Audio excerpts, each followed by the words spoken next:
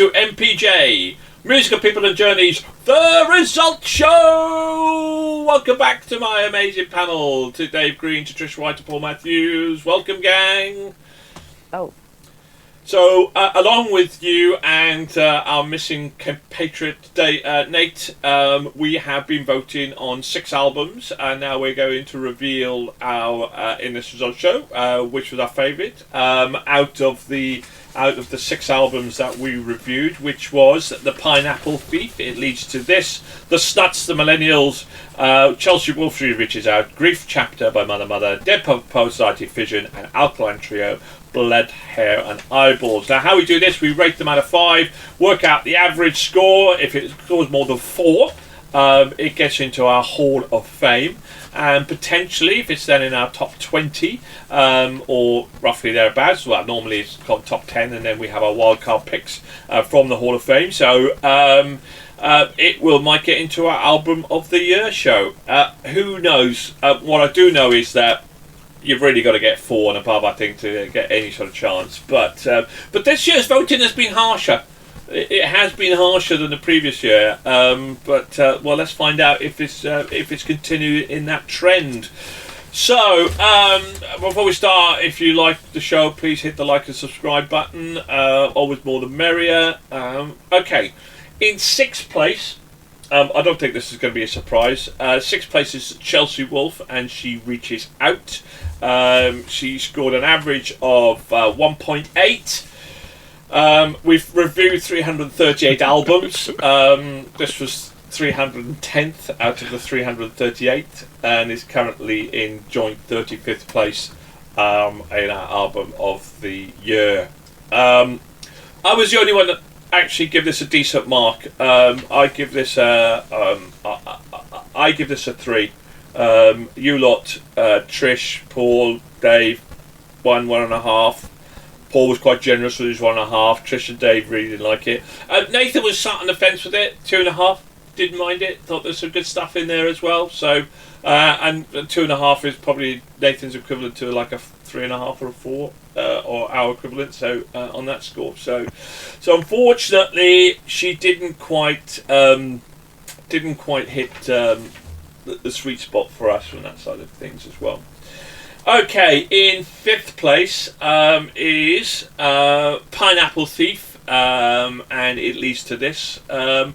Respectable 2.7 for a prog rock. That's pretty good for us, I think. 241st on the all-time list of 338, and 28th on our Album of the Year show so far. So it's over average, but it's below average for us in terms of the way that we kind of vote from that perspective as well. So didn't kind of hit on this one as well. I'm kind of interested to find out how the Millennials did, because Burn the Empire was 109th on our all-time list, and last year finished 76 out of our album of the year show with an average score of 3.6. So it'll be quite interesting to see where they kind of end up. And I segued nicely into that because they ended up next in 4th place. There we go.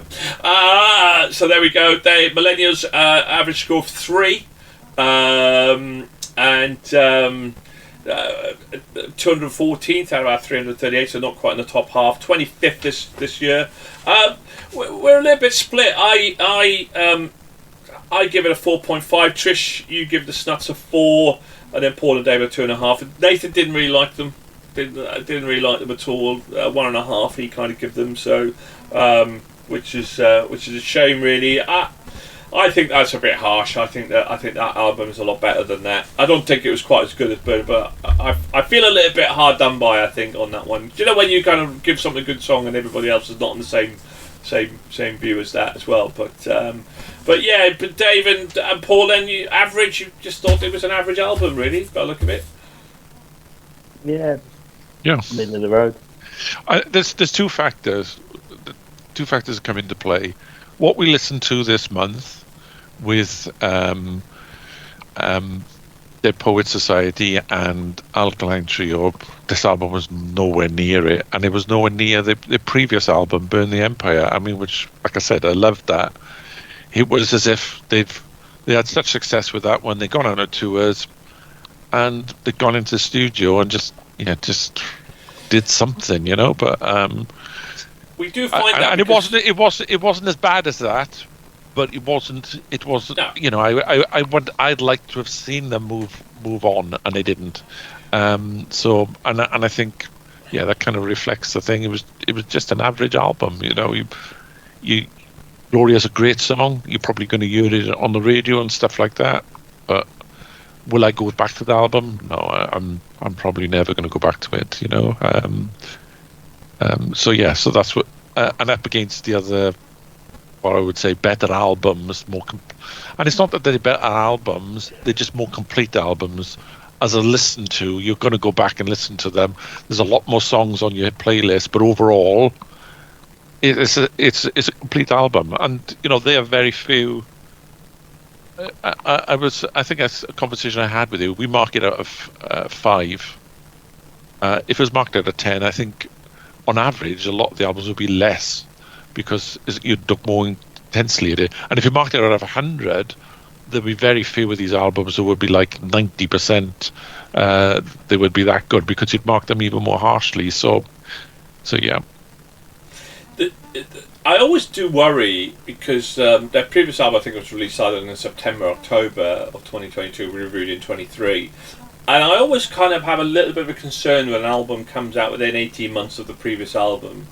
It always seems to follow a trend that it's really never quite as good because of that time, and whether they've taken more time to complete the album. I don't know. Maybe it's that, but who knows? Okay. We're in a... Yeah.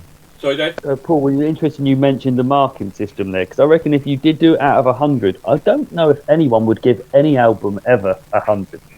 I just don't, because I don't think you could. Because I don't think you could listen to any album and go, well, that's absolutely perfect. There's nothing they could do to make that any better in any way, shape, or form. There are certain albums, like I think Hosier's debut album. I think there's not a bad song on there. Blondie's Parallel Lines. It still stands up after all these years. It's a perfect album. So produced, every song is brilliant on it. Yeah, Visions of Atlantis, Pirates, absolutely 100 out of 100. Even an album I absolutely adore, Appetite for Destruction. I mean, it's one of the best debut albums ever. I don't think I could say that it's 100%. No, it isn't. No, but I mean, Blurry Face. With what's what they called 21 Pilots. I think that's 100. That would be a 99 or 100%. I mean, yeah. But like I said, over a stretch of like 20, 30 years, probably 5 albums that would hit that, and that's listening to an awful lot of albums. But yeah. Well, it's a bit academic because we only rate them out of 5. Yeah. And in third place, Paul, you'd be pleased to know that you will not be writing your letter of resignation because it's Mother and Grief Chapter with a score of 3.4. Gets into our top half, 150th in our all-time list, 16th on our album of the year. So at the minute, it's up there. Who knows? So votes were very split, and I'm in shock because Nathan gave us a 4.5, which for Nathan, as we all know, is his highest score he's ever given an album on this show. By I think he's given out some 4s. He's never given a 5, so a 4.5 is equivalent to our blow it out of the park. I also give it a 4.5. Dave and Paul 2, Dave 3. Trish, you only give this a 3, which I'm not criticising you. It's just like sometimes you hear people's words and you go, oh, you're going to score higher than that. So, but you kind of stayed somewhere in the middle. But I thought the way you were talking about them and seeing them in concert, you were going to vote higher than that.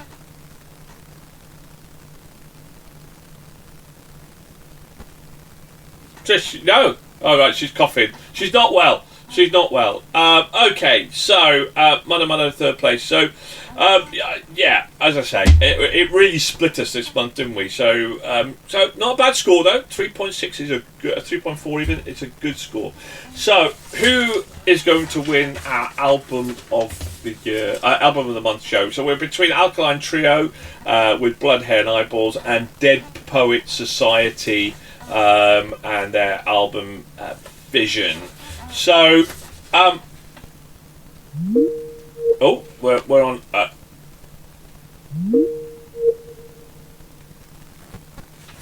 Sorry, I lost you there for a second. I should be back. Anyway, so interestingly, Paul, you give Alkaline Trio a 4.5 and a 5. So, and Dave, you were the other way round. You give it a 4.5 and a 4. So you're kind of split here, boys. You know, in terms of what your album of the month is by kind of half a point, really. So interestingly, definitely would probably be tempted to give Alkaline Trio more than that. I think in hindsight. Well, you're going to live to regret it, Paul, Dave, because our album of the month is Dead Poet Society and Vision. On that score, not only is our album of the month, I'm going to reveal something in a minute, but Alkaline Trio scored 3.9, so just short. So you are going to live to regret this, Dave. You are going to live to regret it. I told you this. I'll put it in there as a wild card pick. It's fine. It would be a wild card pick, Dave, because it didn't get 4.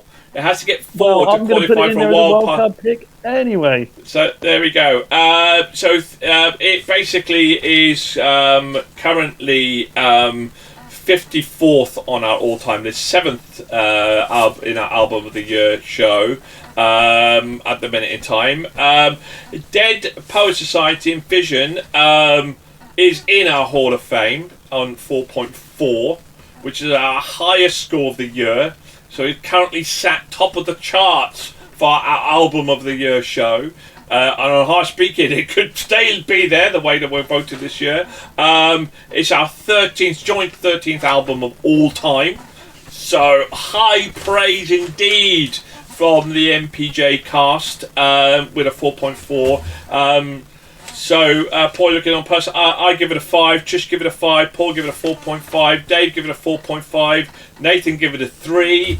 And actually similar to Trish with Mother, his words when he left me a voicemail giving a quick synopsis of his songs, the way he was talking about Dead Poet Society, I thought it was going to be a bit higher, but then that's Nathan for you. So, but there we go. So, congratulations to Dead Poet Society. What do you think about all that, gang? Paul, you're looking a bit nonplussed. I was expecting it to be lower because of Nathan's vote, but I'm grateful that he didn't. But it is, as you said, it was the first album I listened to of the month, and it was hard to get off it. So and I did reflect on how I looked at everything else. So it's fair that's in there, and it was rated so highly. I mean, come on, we're not far off thinking it was probably a fantastic. The four of us.